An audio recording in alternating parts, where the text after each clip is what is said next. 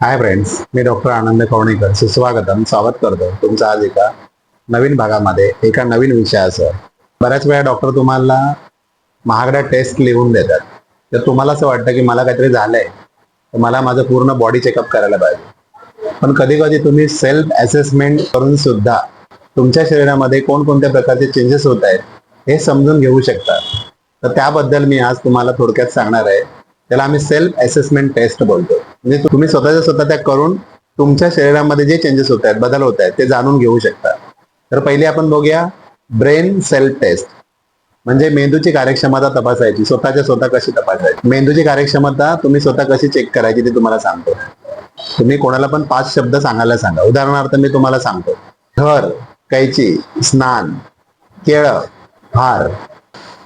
काही पण, म्हणजे 2 अक्षरी किंवा 3 अक्षरी शब्द 5 सांगायला सांगायचे त्याला. तुम्ही ते ऐकायचे.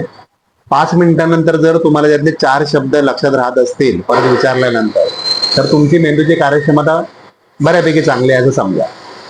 पण जर तुम्हाला 1 किंवा 2च लक्षात राहत असेल, तर मात्र एक समजायचं की तुमच्या मेंदूची कार्यक्षमता थोडीशी कमी होते, विस्मरणाच्या तुम्ही याच्यामध्ये जाताय.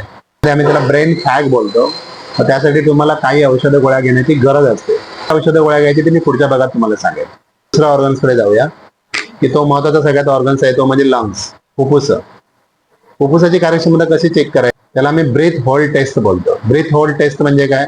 तुम्ही श्वास घ्यायचा आणि होल्ड करायचा त्याला. आता श्वास घेतल्यानंतर तुम्ही जर समजा 25 ते 30 सेकंदापर्यंत त्याला होल्ड करू शकत असाल, तर तुमची ब्रिदिंग कॅपॅसिटी किंवा लंगची कॅपॅसिटी खूप चांगली आहे. पण जर समजा तुम्हाला जेमतेम 5 ते 10 सेकंदच जर होल्ड करता येत असेल, तर समजायचं की तुमची लंगची कॅपॅसिटी थोडी कमी झाली आहे. मग बाकीच्या ऍडव्हान्स ज्या टेस्ट असतात त्या आपण करू शकतो. पण याने तुम्ही तुमची सेल्फ असेसमेंट करू शकता. नंतर आहे हार्ट. हार्टची तपासणी. हार्टची सेल्फ असेसमेंट कशी करायची? तर तुम्ही 3 मिनिटासाठी, 3 ते 4 मिनिटासाठी जिना चढा किंवा पायऱ्या चढा. कुठे पण तुम्ही 3 ते 4 मिनिटासाठी पायऱ्या चढा आणि पायऱ्या चढून झाल्यानंतर 1 मिनिटासाठी थांबा.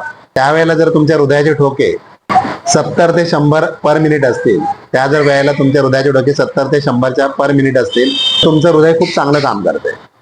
पण जर तेच हृदयाचे ठोके 100च्या वर वाढायला लागले, 150, पावणे 200, 200 वर जायला लागले, तर समजायचं की तुमच्या हृदयाची कार्यक्षमता सुद्धा हळूहळू कमी होते. कुठेतरी ब्लड सप्लाय मध्ये किंवा कुठेतरी प्रॉब्लेम आहे. मग तुम्ही ऍडव्हान्स टेस्ट मध्ये जाऊ शकता.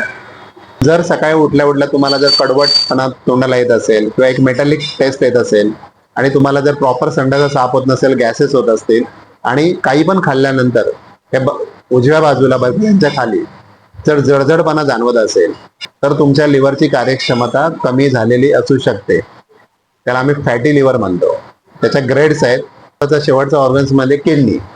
जर तुम्हाला तुमच्या किडनीची कार्यक्षमता तपासून बघायची असेल, तर तुम्ही सकाळी उठल्यानंतरची लघवी चेक करून बघा. जर त्या लघवीचा कलर एकदम डार्क येलो असेल, थोडा लालसर असेल आणि त्याच्यामध्ये फेस असेल, लघवी करत असताना वास येत असेल आणि खूप कमी मात्रेमध्ये लघवी तुम्हाला होत असेल, सकाळी उठल्यानंतर हलकीशी चेहऱ्याला सूज किंवा पायाला सूज येत असेल, पावलावर दाबल्यानंतर एक खड्डा पडत असेल, त्याला आम्ही पिटिंग इडेमा बोलतो, आणि तो खड्डा दाबल्यानंतर 15 ते 20 सेकंदापर्यंत तसंच राहत असेल, तर तुमच्या किडनीची कार्यक्षमता ही कमी होते. त्यासाठी तुम्ही नंतर ऍडव्हान्स टेस्ट करू शकता. तर ह्या काही झाल्या सेल्फ असेसमेंट टेस्ट. त्या स्वतः तुम्ही करून तुमच्या शरीरातले चेंजेस, तुमच्या शरीरामध्ये होणारे बदल जाणू शकता. तुम्हाला जर हा व्हिडिओ आवडत असेल तर माझ्या डॉक्टर आनंद भाऊ या चॅनेलला सबस्क्राईब करायला अजिबात विसरू नका. अशा नवनवीन कॉन्टेंटसाठी नेहमी पाहत राहा डॉक्टर आनंद भाऊ.